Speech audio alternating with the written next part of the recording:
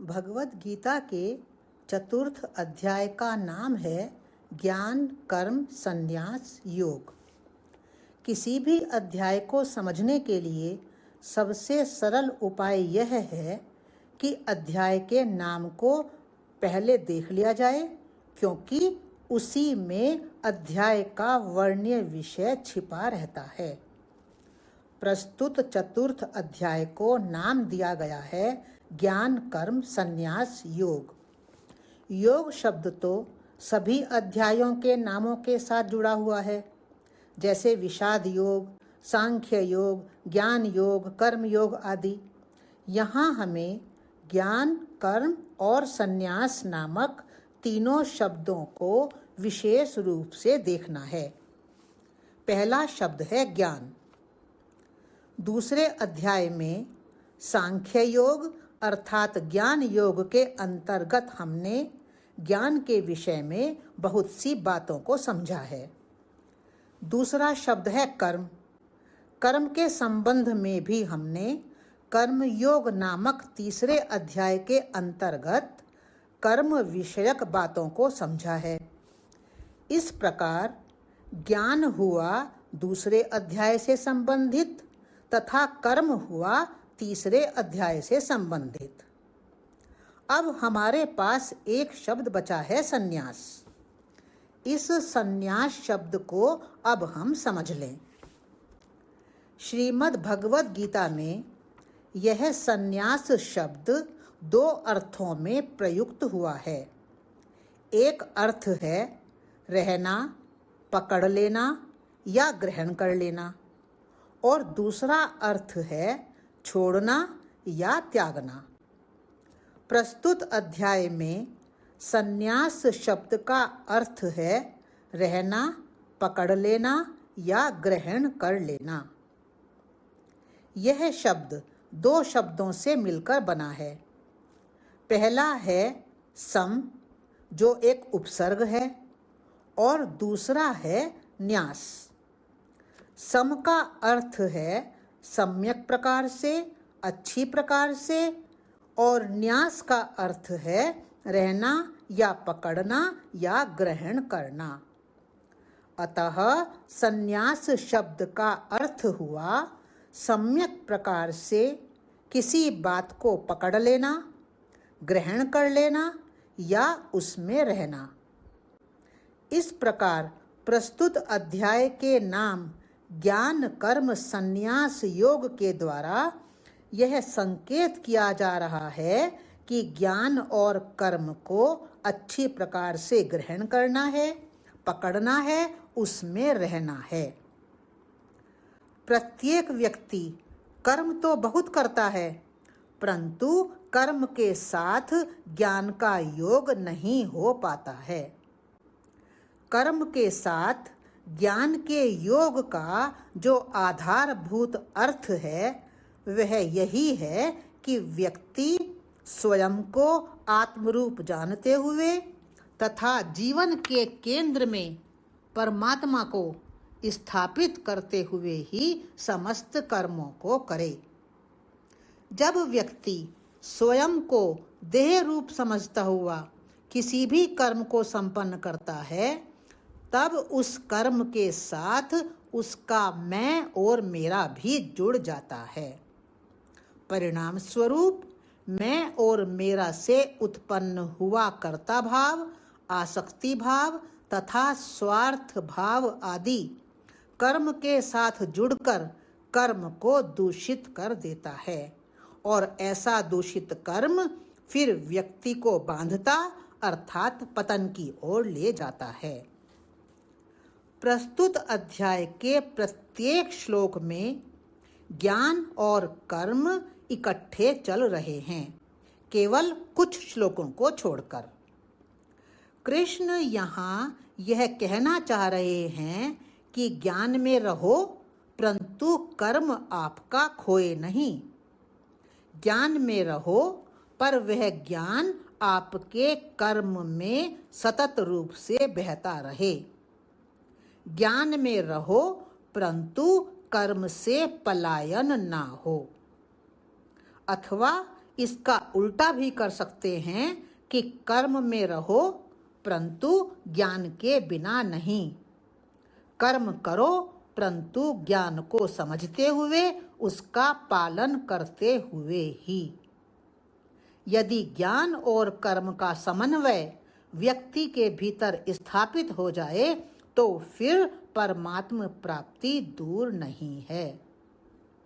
परमात्म प्राप्ति का अर्थ यही है कि हमारी दृष्टि परमात्म परक हो जाए, आत्म परक हो जाए।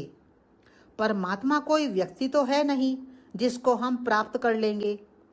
एक है पदार्थ और दूसरा है चैतन्य अर्थात आत्मा या परमात्मा। हमारी दृष्टि अभी पदार्थ परक बनी हुई है, इसीलिए हमारे जीवन में परेशानियां हैं, दुख हैं। यदि हम जीवन में कर्म के साथ ज्ञान को भी लेकर चलेंगे तो हमारी दृष्टि पदार्थ परक से बदलकर आत्म परक, परमात्म परक हो जाएगी। जब दृष्टि आत्म परक या परमात्म परक हो जाती है तब जीवन में सुख और आनंद ही होता है, क्योंकि आत्मा या परमात्मा का मूल स्वभाव सुख, शांति, प्रेम तथा आनंद ही है। अतः जीवन में ज्ञान और कर्म का समन्वय महत्वपूर्ण ही नहीं, अत्यावश्यक भी है। प्रस्तुत अध्याय में ज्ञान और कर्म के समन्वय का 4 आयामों में वर्णन किया गया है, जिसे हम देखेंगे। परंतु उस वर्णन में जाने से पहले अध्याय के आरंभ में वर्णित 9 श्लोकों के ऊपर भी एक दृष्टि डालना आवश्यक है। ये प्रारंभ में वर्णित 9 श्लोक महत्वपूर्ण हैं और 5 विशिष्ट तथ्यों की ओर संकेत करते हैं। हम इन 9 श्लोकों को पहले देख लें। पहले ही श्लोक में कृष्ण कहते हैं कि अर्जुन, मैंने इस अविनाशी योग को विवस्वान से कहा था, विवस्वान ने मनु से कहा तथा मनु ने इसे इक्ष्वाकु से कहा। उनके वचन हैं, इमं विवस्वते योगम प्रोक्तवान अहम अव्ययम विवस्वान मनवे प्राह मनुः इक्ष्वा कवे ब्रवीत। दूसरे श्लोक में कृष्ण कहते हैं कि परंपरा से प्राप्त हुए इसी योग को फिर राजर्षियों ने भी जाना, परंतु इसके बाद बहुत काल तक यह योग लुप्त प्राय ही रहा। उनके वचन हैं, एवं परंपरा प्राप्तम इमं राजर्षयो विदुः स काले नेह महता योगो नष्टः परंतप। तीसरे श्लोक में कृष्ण कहते हैं कि उसी पुरातन योग को अब मैंने तेरे लिए कहा है, क्योंकि तू मेरा भक्त तथा प्रिय सखा है। यह एक उत्तम रहस्य ही है। कृष्ण के वचन हैं, स एवायं मया तेद्य योगः प्रोक्तः पुरातनः भक्तोऽसि मे सखा चेति रहस्यम एतद् उत्तमम्। कृष्ण के इन वचनों को सुनकर अर्जुन को आश्चर्य हुआ और उसने कहा कि आपका जन्म तो अर्वाचीन अर्थात अभी का है, जबकि विवस्वान का जन्म अत्यंत प्राचीन अर्थात बहुत पहले का है। अतः मैं इस बात को कैसे समझूं कि आपने ही पहले इस योग को विवस्वान से कहा था। अर्जुन के वचन हैं, अपरम भवतो जन्म परम जन्म विवस्वतः कथम एतद् विजानीयाम त्वम आदौ प्रोक्तवान इति। अर्जुन के इस प्रश्न के प्रत्युत्तर रूप में कृष्ण कहते हैं कि हे परंतप, मेरे और तुम्हारे बहुत से जन्म हो चुके हैं। मैं उन सबको जानता हूँ, परंतु तुम उन्हें नहीं जानते। उनके वचन हैं, बहूनि मे व्यतीतानि जन्मानि तव चार्जुना, तान्यहम वेद सर्वाणि ना त्वम वेत्थ परंतपा। कृष्ण पुनः कहते हैं, मैं अजन्मा और अविनाशी हूँ तथा संपूर्ण भूतों का ईश्वर होते हुए भी अपनी प्रकृति को अधीन करके अपनी योग माया से प्रकट होता हूँ। उनके वचन हैं, अजोपि सन अव्ययात्मा भूतानाम ईश्वरोपि सन प्रकृतिम स्वाम अधिष्ठाय संभवाम्यात्म मायया। हे भारत, जब जब धर्म की हानि और अधर्म की वृद्धि होती है, तब तब मैं स्वयं को सृजता हूँ। साधुओं के परित्राण के लिए, दुष्टों के विनाश के लिए तथा धर्म की स्थापना के लिए मैं युग युग में प्रकट हुआ करता हूँ। उनके वचन हैं, यदा यदा हि धर्मस्य ग्लानिर्भवति भारत, अभ्युत्थानम अधर्मस्य तदात्मानं सृजाम्यहम्। परित्राणाय साधूनां विनाशाय च दुष्कृतां धर्म संस्थापनार्थाय संभवामि युगे युगे। आगे वे कहते हैं, हे अर्जुन, मेरा जन्म और कर्म दिव्य है। इस तथ्य को तू जो तत्व से जान लेता है, वह शरीर का त्याग करके फिर पुनर्जन्म को प्राप्त न होकर मुझे ही प्राप्त हो जाता है। उनके वचन हैं, जन्म कर्म च मे दिव्यम एवं यो वेत्ति तत्वतः त्यक्त्वा देहम पुनर्जन्म नयति मामेति सोऽर्जुना। अब हमें 9 श्लोकों में कहे गए इस वर्णन के तात्पर्य को भली भांति समझने का प्रयास करना है। सबसे पहले तथ्य के रूप में हम लेते हैं अव्यय योग का तात्पर्य क्या है। कृष्ण पहले ही श्लोक में जिस अव्यय अर्थात अविनाशी योग इमम योगम की बात कर रहे हैं, उसका संकेत उसी योग की तरफ है जिसका वर्णन उन्होंने दूसरे अध्याय में सांख्य योग अर्थात ज्ञान योग के रूप में तथा तीसरे अध्याय में कर्म योग के रूप में किया है। दूसरे अध्याय में वर्णित ज्ञान योग का अत्यंत सार स्वरूप यह है कि प्रत्येक व्यक्ति आत्मा है और यह आत्मा नित्य है, अव्यय है, अविनाशी है।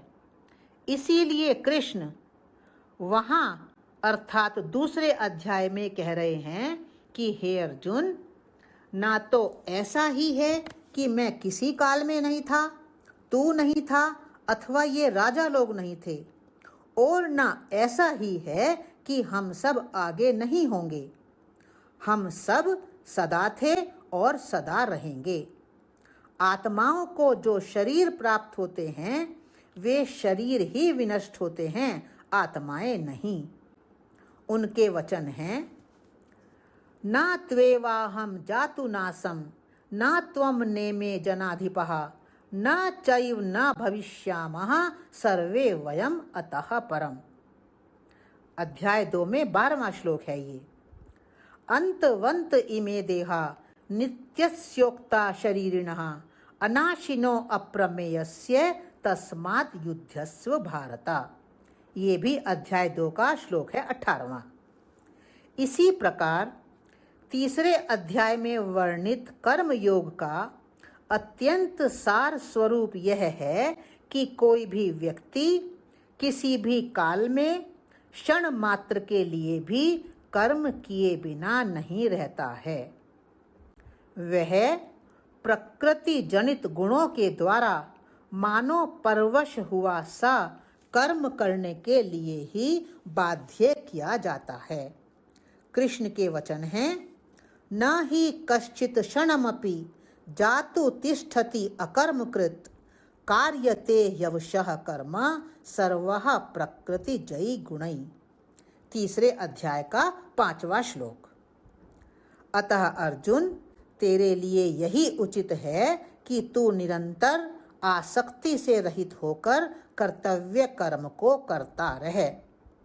आसक्ति रहित होकर कर्म करता हुआ व्यक्ति परमात्मा को ही प्राप्त हो जाता है। उनके वचन हैं, तस्माद् असक्तः सततम कार्यम कर्म समाचर असक्तो ह्याचरण कर्म परमाप्नोति पुरुषः। अध्याय 3 का ही ये है 19वां श्लोक। इस प्रकार इस 4th अध्याय में कृष्ण इमम योगम कहकर जिस अविनाशी योग का संकेत कर रहे हैं वह योग वही है जिसका वर्णन उन्होंने 2 तथा 3 अध्याय में ज्ञान योग तथा कर्म योग के रूप में किया है।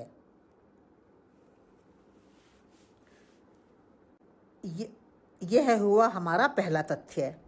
दूसरे तथ्य के रूप में हमें यह समझना है कि पहले और दूसरे श्लोक में कहे गए विवस्वान, मनु, इक्ष्वाकु तथा राजर्षि शब्द व्यक्ति विशेष के वाचक नहीं हैं। वे मनश्चेतना को अर्थात मन में क्रियाशील चेतना को ही इंगित करते हैं।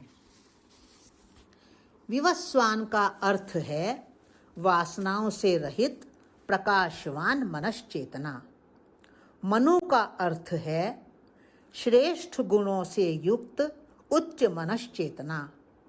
इक्ष्वाकु का अर्थ है अंतर्मुखी मनश्चेतना तथा राजर्षि का अर्थ है श्रेष्ठ सात्विक उत्तम मनश्चेतना।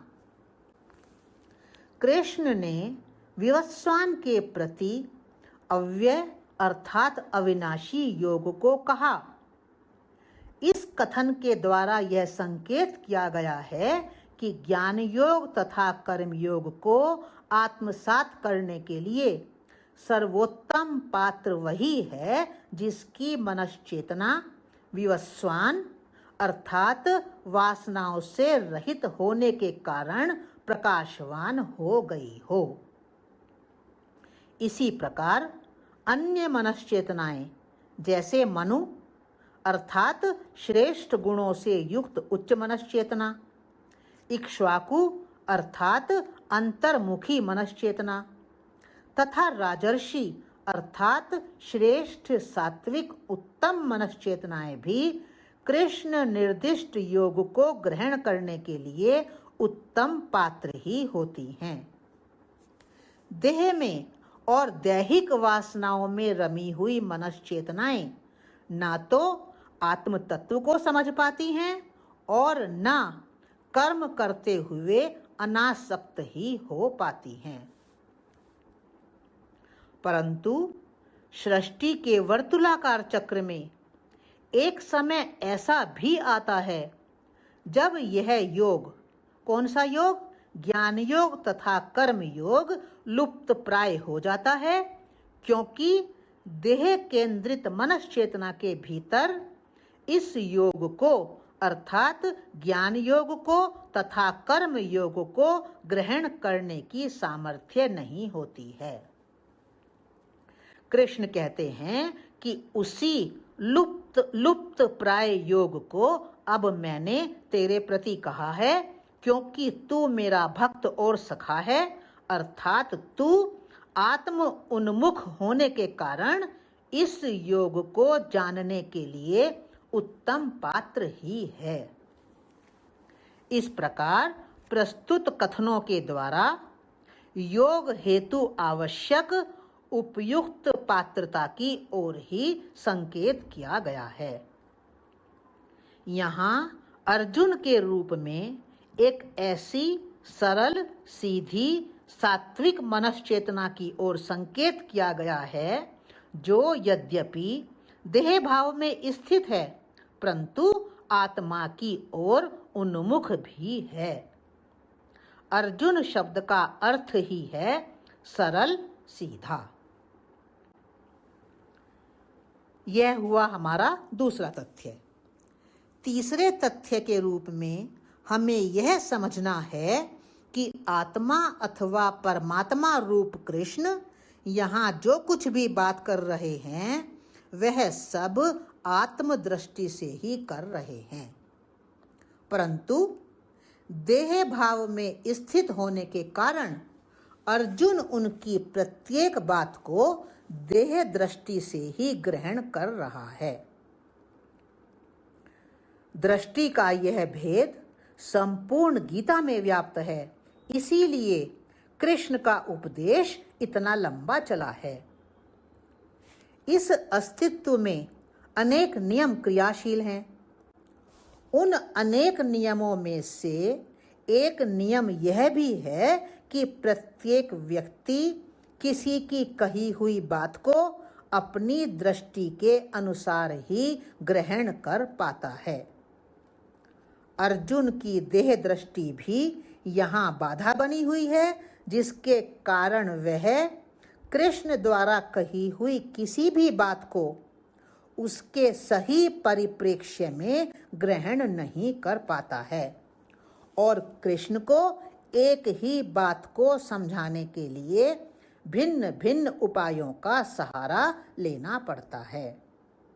हमारी दृष्टि भी अर्जुन के समान देह दृष्टि ही है, जिसके कारण हम भी कृष्ण द्वारा उपदिष्ट योग को अर्थात तात्विक ज्ञान को समझने में अत्यंत कठिनाई का अनुभव करते हैं। यह हमारा हुआ तीसरा तथ्य। अब चौथे तथ्य के रूप में हमें यह समझना है कि श्लोक 7 और 8 में कही गई धर्म की ग्लानि और अधर्म की वृद्धि का तात्पर्य क्या है। यहाँ यह संकेत किया गया है कि देह भाव में स्थित होने के कारण अर्थात अपने आप को शरीर समझ लेने के कारण हमारे भीतर पहले मैं और मेरा उत्पन्न होता है और तदुपरांत हम आसक्ति, मोह तथा स्वार्थ की तरफ उन्मुख हो जाते हैं। हमारे भीतर कामनाओं, वासनाओं, इच्छाओं, अपेक्षाओं की मानो बाढ़ सी आ जाती है और अनासक्तता, निष्कामता अथवा निस्वार्थ भाव में स्थित होना हमारे लिए कठिन हो जाता है। स्थूल रूप में यही धर्म की ग्लानि अर्थात हानि है और अधर्म की वृद्धि है, जो हमें दुख देती है। यहाँ धर्म का अर्थ किसी हिंदू मुस्लिम धर्म से नहीं है। धर्म का अर्थ है स्वभाव।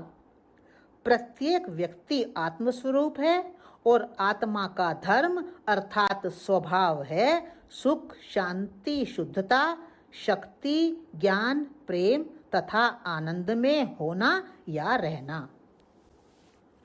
अपने वास्तविक स्वरूप आत्म स्वरूप को भूल जाने के कारण देह भाव में रमा हुआ व्यक्ति एक ना एक दिन इस आत्मिक धर्म अर्थात स्वभाव से वंचित हो जाता है और इस आत्मिक धर्म अर्थात स्वभाव की स्थापना फिर तभी हो सकती है जब व्यक्ति पुनः देह भाव से ऊपर उठकर आत्म भाव में रहे, अर्थात अपने वास्तविक स्वरूप आत्म स्वरूप को जाने, आत्म स्वरूप के प्रति जागृत हो जाए। धर्म की ग्लानि और अधर्म का अभ्युत्थान होने पर कृष्ण के प्रकट होने का तात्पर्य किसी कृष्ण नामक व्यक्ति विशेष के उत्पन्न होने से नहीं है। कृष्ण शब्द आत्मा का वाचक है, अतः कृष्ण के प्रकट होने का तात्पर्य पुनः आत्म स्वरूप के प्रकट होने से ही है। प्रत्येक व्यक्ति अपने वास्तविक स्वरूप आत्म स्वरूप के प्रति पुनः जागृत हो जाए। आत्म स्वरूप के प्रति पुनः जागृत होने पर ही जीवन में सुख, शांति, शुद्धता, शक्ति, ज्ञान, प्रेम तथा आनंद रूप आत्मिक धर्म अर्थात स्वभाव का अवतरण संभव होता है और जीवन से आसक्ति, मोह, स्वार्थ तथा कामना आदि विकारों के रूप में पनपे हुए अधर्म का विनाश हो पाता है। साधुओं के परित्राण की आवश्यकता भी इसीलिए होती है कि आत्म स्वरूप को भूल जाने के कारण साधु भी साधु न रहकर साधु के वेश में पाखंडी हो जाते हैं और नाना प्रकार के विकारों की ओर ही प्रवृत्त हो जाते हैं। यह हुआ हमारा चौथा तथ्य। अब अंतिम पांचवें तथ्य के रूप में हमें यह समझना है कि आत्म स्वरूप के प्रति जागृत हो जाने को ही यहाँ दिव्य जन्म कहा गया है तथा आत्म स्वरूप में स्थित होकर समस्त कर्म करने को ही यहाँ दिव्य कर्म कहा गया है। 9वें श्लोक में कृष्ण ने कहा है कि मेरा जन्म और कर्म दिव्य है। जो इस तत्व को अर्थात मेरे जन्म और कर्म की दिव्यता को गहराई से समझ लेता है, वह शरीर का त्याग करके फिर पुनर्जन्म को प्राप्त न होकर मुझे ही प्राप्त होता है। वास्तव में यहाँ भी आत्म स्वरूप के प्रति जागृत हो जाने को ही दिव्य जन्म तथा आत्म स्वरूप में स्थित होकर समस्त कर्म करने को ही दिव्य कर्म कहा गया है। प्रत्येक व्यक्ति वास्तव में तो आत्मा ही है, परंतु अपने इस स्वरूप के प्रति वह जागृत नहीं है, सोया हुआ है। आत्म स्वरूप के प्रति जागृत होकर आत्म स्वरूप में स्थित हो जाना ही पुनर्जन्म से मुक्त हो जाना है। क्यों? क्योंकि जन्म तो शरीर का ही होता है, आत्मा का नहीं। आत्मा अजर है, अमर है, अविनाशी है। अतः व्यक्ति अपने वास्तविक स्वरूप आत्म स्वरूप में स्थित हो जाए और फिर दूसरों को भी आत्म दृष्टि से ही देखे। प्रस्तुत श्लोकों में छिपा हुआ जो उत्तम रहस्य है वह यही है, जिसके लिए कृष्ण ने कहा है रहस्यम एतद उत्तमम। यह हुआ हमारा पांचवा तथ्य। इस चतुर्थ अध्याय में ज्ञान के 2 प्रकार वर्णित हैं। एक है व्यष्टिपरक ज्ञान और दूसरा है समष्टिपरक ज्ञान। दोनों को थोड़ा समझने का अब हम प्रयास करते हैं। व्यष्टिपरक ज्ञान का तात्पर्य है स्वयं का ज्ञान, आत्मज्ञान। हमें बहुत अच्छी तरह से इस बात को समझना है कि मैं शरीर नहीं हूँ, मैं शरीर को चलाने वाली एक शक्ति हूँ, आत्मा हूँ। शरीर मेरा है और यह शरीर मेरे पास एक उपकरण, एक इंस्ट्रूमेंट की भांति है, जिसका मुझे अर्थात मुझ आत्मा को सम्यक उपयोग करना है। अतः हमें पहले आत्मा को, अपने वास्तविक स्वरूप आत्म स्वरूप को समझना है और फिर अपने ही शरीर से संबंधित उन महत्वपूर्ण बातों को भी समझना है जिनको समझकर जीवन में जो गलतियां होती हैं वे नहीं होंगी और हमारा कर्म कभी बंधन कारक नहीं होगा। शरीर के संबंध में हमें यह याद रखना है कि प्रत्येक शरीर 3 गुणों वाला है और ये 3 गुण हैं सत्व, रज तथा तम। किसी व्यक्ति में सत्वगुण की प्रबलता होती है तो किसी में रजोगुण की और किसी में तमोगुण की। इन 3 गुणों का अनुपात भी प्रत्येक व्यक्ति में अलग अलग होता है, जो हर समय बदलता रहता है, कभी एक जैसा नहीं रहता। अतः प्रत्येक व्यक्ति शरीर की दृष्टि से, कौन से शरीर की दृष्टि से? स्थूल शरीर, सूक्ष्म शरीर तथा कारण शरीर, इन तीनों शरीरों की दृष्टि से प्रत्येक व्यक्ति अलग अलग होता है, कभी एक जैसा नहीं होता है।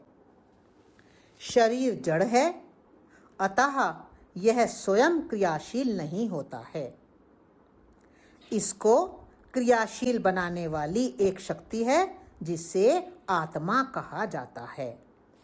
चूंकि यह आत्मा दिखाई नहीं देती है, अतः दिखाई न देने के कारण ही हमें ऐसा लगता है कि यह शरीर अपने आप चल रहा है, अपने आप क्रियाशील हो रहा है।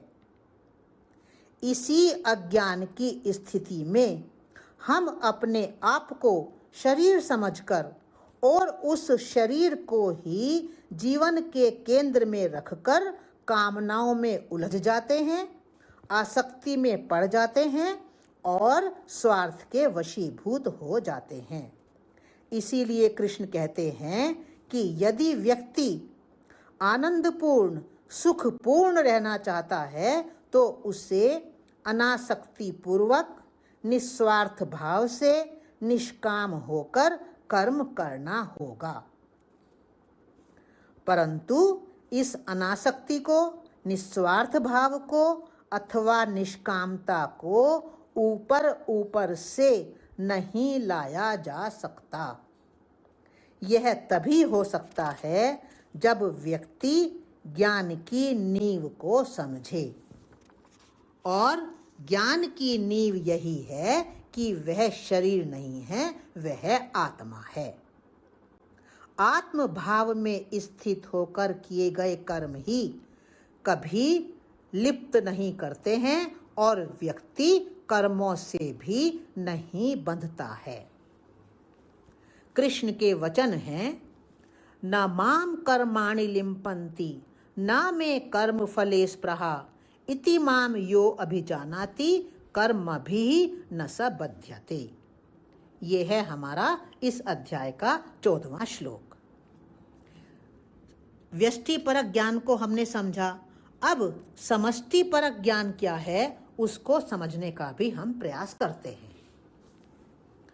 समष्टि परक ज्ञान का तात्पर्य है अस्तित्व परक ज्ञान, अर्थात अस्तित्व में क्रियाशील नियमों का ज्ञान। इस अस्तित्व में बहुत सारे नियम क्रियाशील हैं। यदि हम उन नियमों का पालन करते हुए जीवन में चलेंगे तो हमारा जीवन निश्चित रूप से आनंद स्वरूप, प्रेम स्वरूप रहेगा। हमारे जीवन में सारे दुख इसीलिए आते हैं कि हम ना तो स्वयं को अर्थात अपने वास्तविक स्वरूप आत्मस्वरूप को जानते हैं और ना हम अस्तित्व में क्रियाशील नियमों को जानकर उनका पालन ही करते हैं। इस अस्तित्व में बहुत सारे नियम क्रियाशील हैं, जैसे गुरुत्वाकर्षण का नियम, आकर्षण का नियम, समानता का नियम तथा कर्मफल का नियम आदि आदि। यदि हम अस्तित्व के नियमों को जान लें और तदनुसार चलें, तब भी हमारा कर्म बंधनकारी नहीं हो पाता है। प्रस्तुत अध्याय में कृष्ण अस्तित्व में क्रियाशील 3 नियमों की ओर संकेत कर रहे हैं। वे 3 नियम कौन कौन से हैं अब हम उनको देखते हैं। पहले नियम के रूप में कृष्ण कहते हैं कि इस अस्तित्व में समान द्वारा समान को आकर्षित करने का नियम, अर्थात the law of like attracts like, काम कर रहा है। यदि हमारे विचार सकारात्मक हैं तो हम अस्तित्व में विद्यमान सकारात्मक विचारों को आकर्षित करेंगे, परंतु इसके विपरीत यदि हमारे विचार नकारात्मक हैं तो हम अस्तित्व में विद्यमान नकारात्मक विचारों को ही आकर्षित कर लेंगे। इस तथ्य को कृष्ण यहाँ यह कहकर व्यक्त कर रहे हैं कि जो मुझे जिस प्रकार भजते हैं मैं भी उनको उसी प्रकार भजता हूँ। सभी मनुष्य सब प्रकार से मेरे ही मार्ग का अनुसरण करते हैं। उनके वचन हैं, ये यथा माम प्रपद्यन्ते तांस तथैव भजाम्यहम् मम वर्त्म अनुवर्तन्ते मनुष्यः पार्थ सर्वशः। श्लोक है ये हमारा 11वां। तात्पर्य यह है कि यदि हम अपने विचारों को सकारात्मक रखेंगे तो सकारात्मक विचार ही हमारे पास लौटेंगे, परंतु इसके विपरीत यदि हम नकारात्मक विचार फेंकेंगे तो वही विचार हमारे पास लौटेंगे। यह नियम वास्तव में बॉल के एक पिंग पोंग गेम की तरह है। हम जिस बॉल को फेंकते हैं वही बॉल हमारे पास वापस लौटती है। इसलिए कर्म करते हुए हमें सदा यह ध्यान रखना है कि हमारे विचार सकारात्मक हों। जैसे ही विचारों में नकारात्मकता आए, हमें ध्यानपूर्वक कोशिश करके तुरंत उन विचारों को नकारात्मक से सकारात्मक बना लेना है। यह है अस्तित्व में क्रियाशील पहला नियम। अब अस्तित्व में क्रियाशील दूसरे नियम को समझते हैं। दूसरे नियम के रूप में कृष्ण कहते हैं कि इस अस्तित्व में अनेकानेक शक्तियां विद्यमान हैं। यदि हम अपने कर्म को उत्कट रूप से, प्रगाढ़ रूप से करते हैं, तब अस्तित्व में विद्यमान शक्तियां हमारी सहायता करती हैं और शक्तियों के सहायक हो जाने से फिर उस कर्म की सिद्धि शीघ्र ही हो जाती है। कृष्ण के वचन हैं, कांक्षन्तः कर्मणां सिद्धिं यजन्त इह देवताः क्षिप्रं हि मानुष्ये लोके सिद्धि भवति कर्मजा। अर्थात इस मनुष्य लोक में कर्मों के फल को चाहने वाले लोग शक्तियों का अर्थात देवताओं का पूजन किया करते हैं, तभी उनको कर्मों से उत्पन्न होने वाली सिद्धि शीघ्र मिल जाती है। ये श्लोक है हमारा 12वां। प्रस्तुत कथन का तात्पर्य यही है कि इस अस्तित्व में देव शक्तियां भी विद्यमान हैं और दुष्ट शक्तियां भी विद्यमान हैं। जब श्रेष्ठ आत्माएं शरीर छोड़ती हैं तब उन्हें अपने लिए तत्काल गर्भ नहीं मिल पाता है, तथा इसी प्रकार जब दुष्ट आत्माएं शरीर छोड़ती हैं तब उन्हें भी तुरंत गर्भ नहीं मिल पाता है। अतः गर्भ के प्राप्त होने तक ये दोनों शक्तियां अर्थात देवात्माएं भी और दुष्ट आत्माएं भी अस्तित्व में ही विद्यमान रहती हैं और सहायता के लिए तुरंत प्रस्तुत हो जाती हैं। उदाहरण के लिए, यदि मैं किसी श्रेष्ठ कर्म को करने के लिए प्रगाढ़ रूप से उद्यत हूँ तो अस्तित्व में विद्यमान देव शक्तियाँ मेरी सहायता करने के लिए मेरे पास आ जाएंगी और जो काम मुझे कठिन मालूम पड़ता था वही मेरा काम सरलता से हो जाएगा। इसी प्रकार यदि मैं चोरी करने के लिए प्रगाढ़ रूप से उद्यत हूँ तो अस्तित्व में विद्यमान दुष्ट शक्तियाँ मेरी सहायता करने के लिए मेरे पास आ जाएंगी और तब मेरा चोरी का कर्म भी सिद्ध हो जाएगा। यह हमारे ऊपर निर्भर करता है कि हम कितनी उत्कटता से, कितनी प्रगाढ़ता से अपने कर्म को करने के लिए उद्यत होते हैं।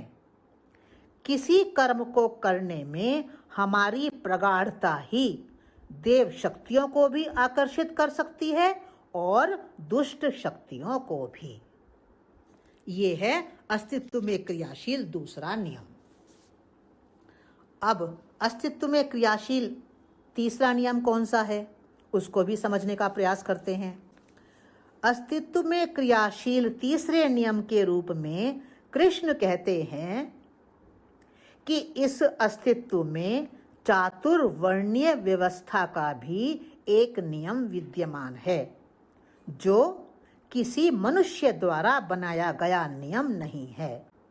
कृष्ण कहते हैं, चातुर्वर्ण्यम मया सृष्टम गुण कर्म विभागशः तस्य कर्तारम अपि माम विद्धि अकर्तारम अव्ययम।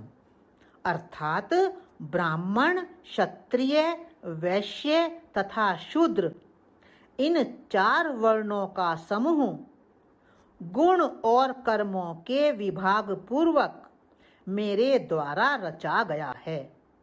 हे अर्जुन, तू मुझ अविनाशी परमेश्वर को ही इसका कर्ता जान।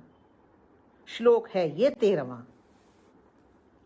इस कथन का तात्पर्य यह है कि चातुर्वर्णीय व्यवस्था का नियम अस्तित्वगत नियम है।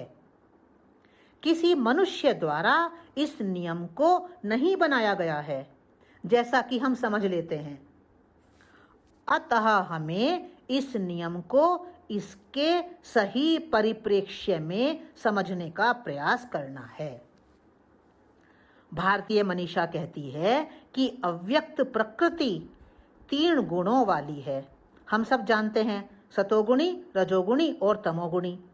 और यही 3 गुण व्यक्ति के मूल स्वभाव का निर्माण करते हैं। फिर धीरे धीरे, अर्थात एक शरीर को छोड़ने तथा दूसरे शरीर को ग्रहण करने की यात्रा में इकट्ठे हुए संस्कारों के आधार पर प्रत्येक व्यक्ति के गुण तथा कर्म भिन्न भिन्न प्रकार के हो जाते हैं। इन भिन्न भिन्न प्रकार के गुणों और कर्मों के आधार पर जो व्यक्तित्व बनते हैं, उन्हीं व्यक्तित्वों को परमात्मा द्वारा 4 भागों में विभाजित कर दिया गया है, जिनके नाम हैं ब्राह्मण, क्षत्रिय, वैश्य तथा शूद्र। इन 4 वर्णों में किसी प्रकार की कोई ऊंचता या नीचता नहीं है। शूद्र नीचा नहीं है और ब्राह्मण ऊंचा नहीं है। क्षत्रिय ऊंचा नहीं है और वैश्य नीचा नहीं है। ये भेद केवल व्यक्तित्व के आधार पर निर्मित हैं। हम ऐसा नहीं कह सकते कि शूद्र हमारी निम्नतर चेतना है और इससे ऊपर उठेंगे तो हमारी चेतना वैश्य बन जाएगी। फिर और ऊपर उठेंगे तो हमारी चेतना क्षत्रिय बनेगी तथा और ऊपर उठेंगे तो हमारी चेतना ब्राह्मण हो जाएगी। नहीं, ऐसा बिल्कुल नहीं है। इनको हमें 4 प्रकार के स्वभाव अथवा व्यक्तित्व के रूप में ही ग्रहण करना है। यदि हम किसी को ऊंचा तथा किसी को नीचा समझते हैं तो सबसे पहले हमारे विचार में ही विकृति आती है, और जब विचार में विकृति आती है तो निश्चित रूप से कर्म में भी विकृति आती ही है। अतः कर्म को श्रेष्ठ बनाए रखने के लिए भी इन 4 प्रकार के व्यक्तित्वों को समान रूप से स्वीकार कर लेना अनिवार्य है। कोई भी व्यक्तित्व या कहें वर्ण ऊंचा नीचा नहीं है। इस संदर्भ में हमें अध्याय 3 के अंतर्गत वर्णित वर्ण संकरता को भी देखना होगा और अध्याय 18 के अंतर्गत वर्णित योग के तीसरे आयाम को भी देखना पड़ेगा। अब ये हो गए हमारे अस्तित्व में क्रियाशील 3 नियम जिनका कृष्ण ने इस अध्याय में वर्णन किया है। अब प्रस्तुत अध्याय का नाम है हमारा ज्ञान कर्म संन्यास योग। तो इस अध्याय में ज्ञान और कर्म के समन्वय का अनेक आयामों में प्रतिपादन किया गया है। हम इन सब आयामों को समझने का प्रयास करेंगे। कृष्ण कहते हैं कि जीवन और कर्म अलग अलग नहीं हैं। हम अपने जीवन में जो भी क्रियाएं करते हैं वे सब कर्म ही हैं। कुछ क्रियाएं ऐसी हैं जो हमारे शरीर के भीतर अचेतन रूप से हो रही हैं, जैसे खून का बहना, श्वास का चलना। ये हमारे नियंत्रण में नहीं हैं, परंतु कुछ क्रियाएं ऐसी हैं जो सचेतन हैं, जिन्हें हम जानबूझकर समझबूझकर करते हैं। इन सचेतन क्रियाओं पर ही हमें ध्यान देना है और अपनी सचेतन क्रियाओं में ज्ञान को जोड़ देना है। ज्ञान और कर्म का यह समन्वय प्रस्तुत अध्याय में अनेक आयामों में वर्णित है। पहले आयाम के रूप में कहा गया है कि ज्ञान पूर्वक किया गया कर्म अकर्म कहलाता है।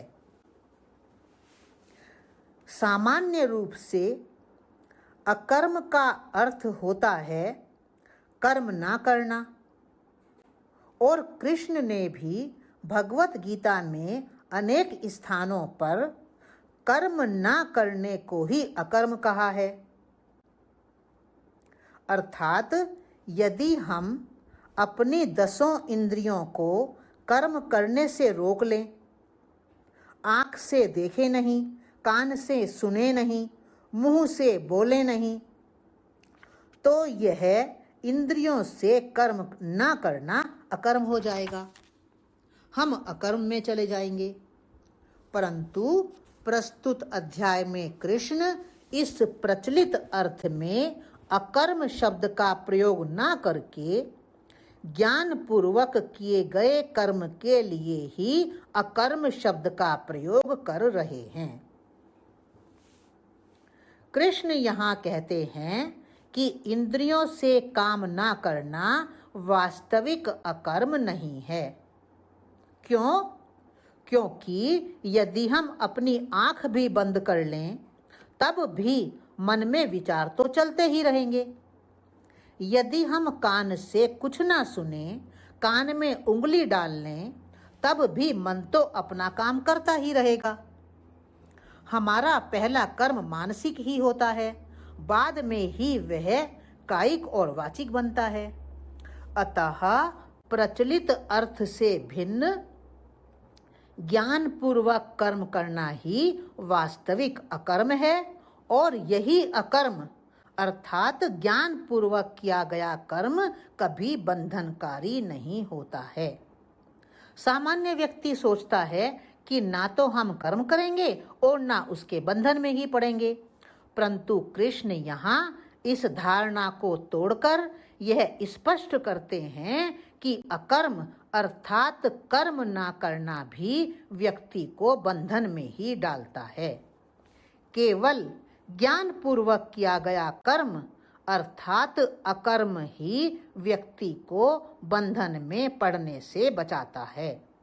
अतः व्यक्ति जो भी कर्म करे ज्ञान पूर्वक ही करे।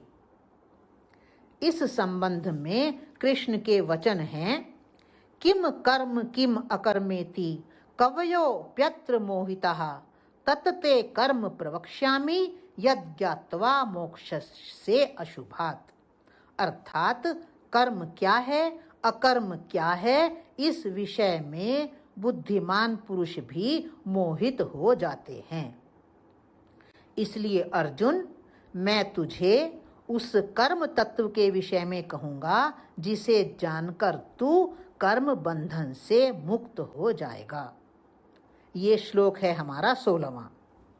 कृष्ण आगे कहते हैं, कर्मणो ह्यपि बोद्धव्यम बोद्धव्यम च विकर्मणः अकर्मणश्च बोद्धव्यम गहना कर्मणो गतिः। अर्थात कर्म का स्वरूप भी जानना चाहिए, अकर्म का स्वरूप भी जानना चाहिए तथा विकर्म का स्वरूप भी जानना चाहिए, क्योंकि कर्म की गति गहन है। श्लोक है हमारा 17वां।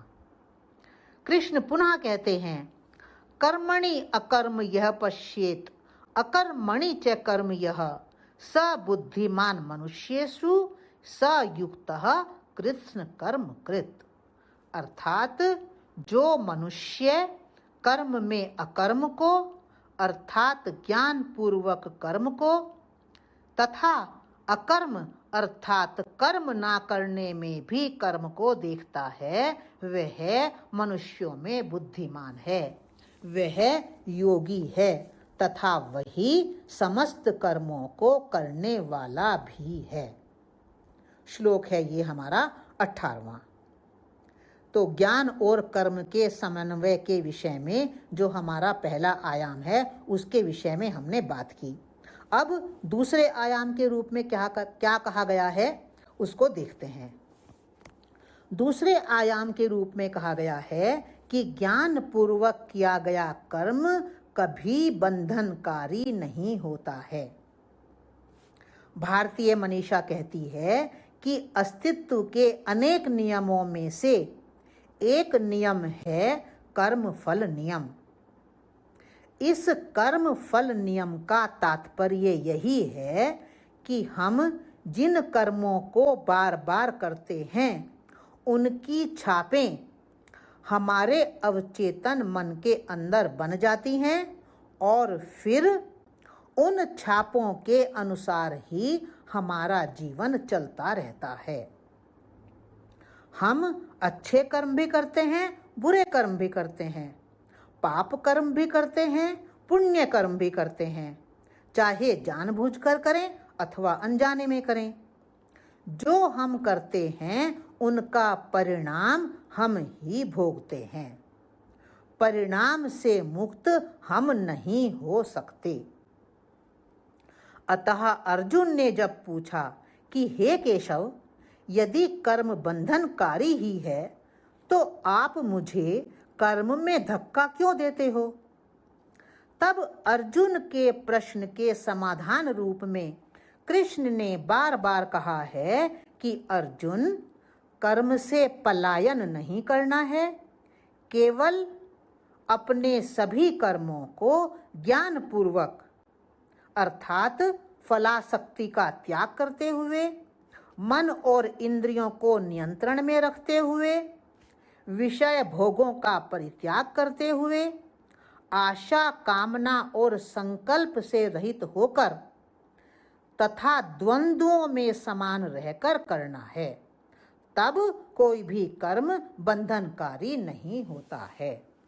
कृष्ण के वचन हैं, यस्य सर्वे समारंभा काम संकल्प वर्जितः ज्ञानाग्नि दग्ध कर्माणम तम आहु पंडितम बुधाः। अर्थात जिसके संपूर्ण कर्म बिना कामना और संकल्प के होते हैं तथा ज्ञान रूप अग्नि के द्वारा भस्म हो गए हैं, उस महापुरुष को ज्ञानी जन भी पंडित कहते हैं। श्लोक है ये हमारा 19वां।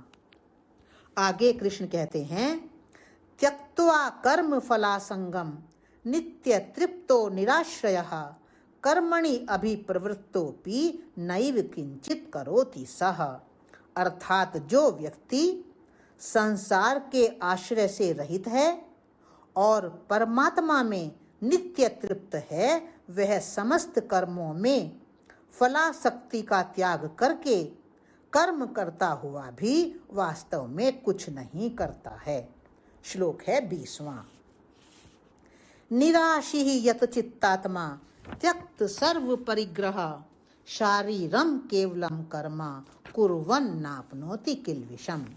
अर्थात अंतःकरण और इंद्रियों के सहित जिसका शरीर जीता हुआ है, जिसने समस्त भोगों के विषयों का भी परित्याग कर दिया है, ऐसा आशा रहित व्यक्ति शरीर संबंधी सब कर्म करता हुआ भी पापों को प्राप्त नहीं होता है।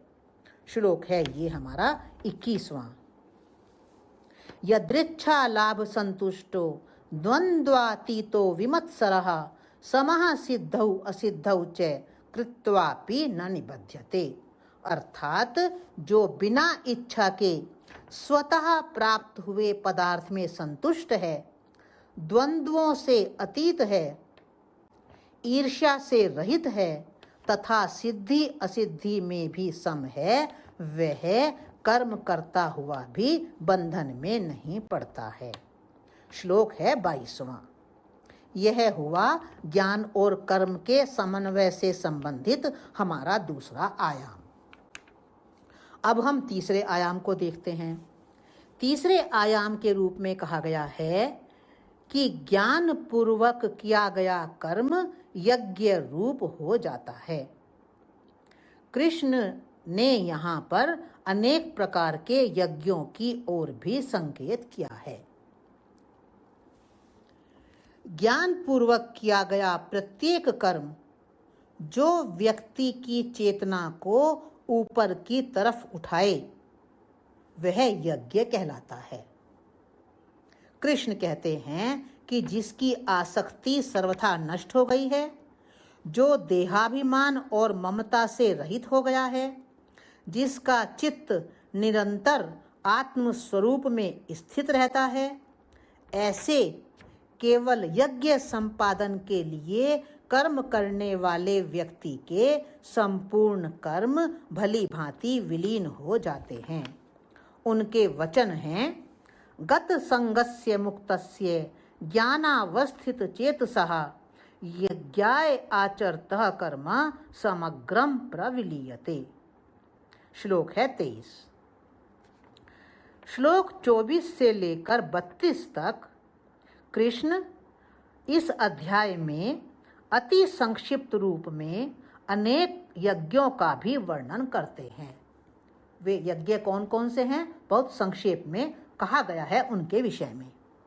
पहला है ब्रह्म यज्ञ। ब्रह्म यज्ञ का तात्पर्य है व्यक्ति का यह भाव कि इस अस्तित्व में जो कुछ भी है वह सब ब्रह्म ही है। कृष्ण कहते हैं कि कुछ योगी जन ऐसे होते हैं जिनके लिए यज्ञ भी ब्रह्म, यज्ञ की विधि भी ब्रह्म, यज्ञ में जलती हुई अग्नि भी ब्रह्म, यज्ञ में दी गई आहुति भी ब्रह्म, आहुति देने वाला भी ब्रह्म और यज्ञ से प्राप्त फल भी ब्रह्म ही होता है। श्लोक है ये 24। दूसरा है देव यज्ञ। कुछ योगी जन ऐसे होते हैं जो देवताओं के पूजन रूप यज्ञ का ही भली भांति अनुष्ठान किया करते हैं। श्लोक है 25। तीसरा है आत्मयज्ञ। कुछ योगी जन ऐसे होते हैं जो परब्रह्म परमात्मा रूप अग्नि में आत्मयज्ञ रूप यज्ञ को ही किया करते हैं, अर्थात वे अभेद दर्शन रूप यज्ञ के द्वारा सबको आत्म रूप में ही देखते हैं। श्लोक है ये 25। चौथा है संयम यज्ञ। कुछ योगी जन ऐसे होते हैं जो श्रोत्र अर्थात कान आदि समस्त इंद्रियों को संयम रूपी अग्नियों में हवन किया करते हैं, अर्थात वे विषयों की तरफ इंद्रियों की यात्रा को समाप्त कर देते हैं, इंद्रियों को विषयों की तरफ जाने नहीं देते हैं। इसी प्रकार कुछ योगी जन ऐसे होते हैं जो शब्द आदि समस्त विषयों को इंद्रिय रूप अग्नियों में हवन किया करते हैं, अर्थात उनकी इंद्रियां विषयों तक जाती तो हैं परंतु विषयों में कभी लिप्त नहीं होती हैं। श्लोक है 26। पांचवा यज्ञ है आत्म संयम यज्ञ। कुछ योगी जन ऐसे होते हैं जो इंद्रियों की समस्त क्रियाओं को तथा प्राणों की भी समस्त क्रियाओं को ज्ञान से प्रकाशित आत्म संयम योग रूप अग्नि में हवन किया करते हैं, अर्थात वे न केवल विषयों को और विषय रसों को अपितु इंद्रियों को भी परमात्मा के प्रति समर्पित कर देते हैं। अतः उनकी इंद्रियां अब संसार उन्मुख न होकर परमात्म उन्मुख हो जाती हैं। श्लोक है ये 27। छठा यज्ञ है द्रव्य यज्ञ। कुछ योगी जन ऐसे होते हैं जो द्रव्य संबंधी यज्ञ को ही करने वाले होते हैं, अर्थात वे ईश्वर समर्पण बुद्धि से लोक सेवा में ही द्रव्य को लगाते रहते हैं। श्लोक है ये 28। सातवां यज्ञ है तप यज्ञ। कुछ योगी जन ऐसे होते हैं जो तप रूप यज्ञ को अर्थात विपरीत परिस्थितियों में भी स्वधर्म पालन रूप तप को ही करने वाले होते हैं। श्लोक है ये 28। आठवां है योग यज्ञ। कुछ योगी जन ऐसे होते हैं जो योग यज्ञ अर्थात अष्टांग योग रूप यज्ञ को ही करने वाले होते हैं। श्लोक है वही 28वां। नवा है स्वाध्याय रूप ज्ञान यज्ञ। अहिंसा आदि तीक्ष्ण व्रतों से युक्त कुछ योगी जन ऐसे होते हैं जो स्वाध्याय रूप ज्ञान यज्ञ को अर्थात भगवत प्राप्ति विषयक शास्त्रों के अध्ययन रूप ज्ञान यज्ञ को करने वाले होते हैं। अथवा यहाँ स्वाध्याय का एक अर्थ स्वयं का अध्ययन भी हो सकता है। जो व्यक्ति स्वयं का अध्ययन करता है वह रूपांतरण की प्रक्रिया से सहज रूप से गुजर जाता है। श्लोक है ये वही 28वां। 10वां है प्राणायाम यज्ञ। कुछ योगी जन ऐसे होते हैं जो अपान वायु में प्राण वायु को हवन करते हैं तथा कुछ प्राण वायु में अपान वायु को हवन करते हैं। कुछ योगी जन ऐसे भी होते हैं जो प्राण और अपान की गति को रोककर प्राणायाम के परायण होते हैं। तात्पर्य यह है कि वे श्वास पर ही प्रयोग करके परम अनुभूति को उपलब्ध हो जाते हैं। श्लोक है ये 29वां। 11वां यज्ञ है आहार यज्ञ।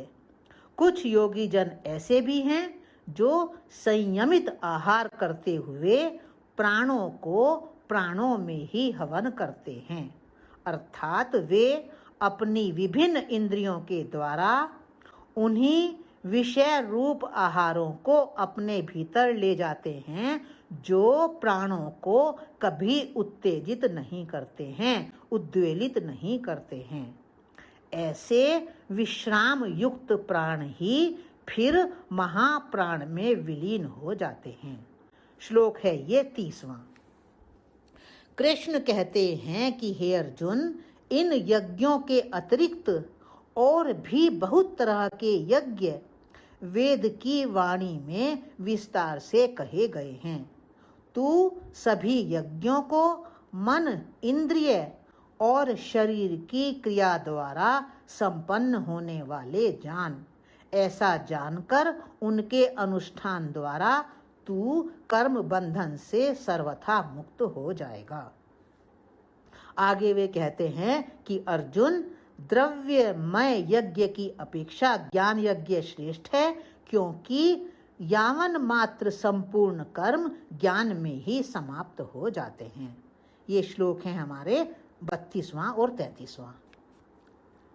ये हो गया हमारा तीसरा आयाम। अब अंत में चौथे आयाम को देखते हैं। अंत में चौथे आयाम के रूप में कहा गया है कि ज्ञान पूर्वक किया गया कर्म ही महत्वपूर्ण है। कृष्ण ज्ञान और कर्म के समन्वित स्वरूप के महत्व का निरूपण करते हुए कहते हैं कि अर्जुन, तत्व ज्ञान को जानकर तू मोह को प्राप्त नहीं होगा और संपूर्ण भूतों को पहले अपने में और फिर मुझ में अर्थात सच्चिदानंद घन परमात्मा में ही देखेगा। श्लोक है 35। यदि तू अन्य सब पापियों से भी अधिक पाप करने वाला है तो भी तू ज्ञान रूप नौका के द्वारा निस्संदेह रूप से संपूर्ण पाप समुद्र को भली भांति पार कर जाएगा। श्लोक है 36। जिस प्रकार से प्रज्वलित अग्नि सारे ईंधन को जलाकर राख कर देती है, वैसे ही ज्ञान रूप अग्नि सभी प्रकार के कर्मों को भी भस्म कर देती है। श्लोक है 37। इस संसार में ज्ञान के समान पवित्र करने वाला निस्संदेह कुछ भी नहीं है। उस ज्ञान को कर्म योग के द्वारा शुद्ध अंतःकरण हुआ व्यक्ति स्वयं ही स्वयं में पा लेता है। श्लोक है 38। जितेंद्रिय, साधन परायण और श्रद्धावान व्यक्ति ही ज्ञान को प्राप्त होता है और ज्ञान को प्राप्त होकर वह तत्काल ही परम शांति को भी प्राप्त हो जाता है। श्लोक है 39। अज्ञानी, श्रद्धा रहित और संशय युक्त व्यक्ति विनष्ट हो जाता है और संशय युक्त व्यक्ति के लिए फिर ना तो यह लोक है, ना परलोक है और ना सुख ही है। श्लोक है 40।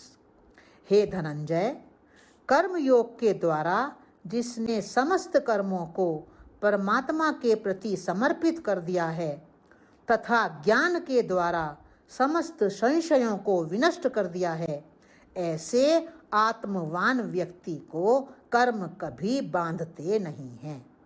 श्लोक है 41। हे भारत, तू हृदय में स्थित और अज्ञान से उत्पन्न हुए संशय का ज्ञान रूपी तलवार के द्वारा छेदन करके समत्व रूप कर्म योग में स्थित हो जा और युद्ध के लिए खड़ा हो जा। श्लोक है 42। इस प्रकार प्रस्तुत अध्याय का सार ही है ज्ञान और कर्म का सम्मिलन। हम ज्ञान को अपने कर्म में उतारें। यदि ज्ञान शुष्क रहेगा, कर्म से खाली रहेगा, तो उसका कुछ भी लाभ हमारे जीवन में नहीं होगा। योग वासिष्ठ में भी कहा गया है कि जैसे एक पक्षी 2 पंखों की सहायता से ही उड़ पाता है, उसी प्रकार से हम भी जीवन में तभी उड़ेंगे, अर्थात सुख, शांति, प्रेम, आनंद को प्राप्त करेंगे जब एक पंख हमारा ज्ञान का होगा और दूसरा पंख हमारा कर्म का होगा। केवल ज्ञान का पंख व्यर्थ है, केवल कर्म का पंख व्यर्थ है। दोनों पंखों का हमें समन्वय करना है और यह समन्वय ही कृष्ण के अनुसार संन्यास है, यह समन्वय ही कृष्ण के अनुसार योग है। इस प्रकार ज्ञान कर्म संन्यास योग, जो ये हमारा चतुर्थ अध्याय है, इसको हमने समझने का आज प्रयास किया है।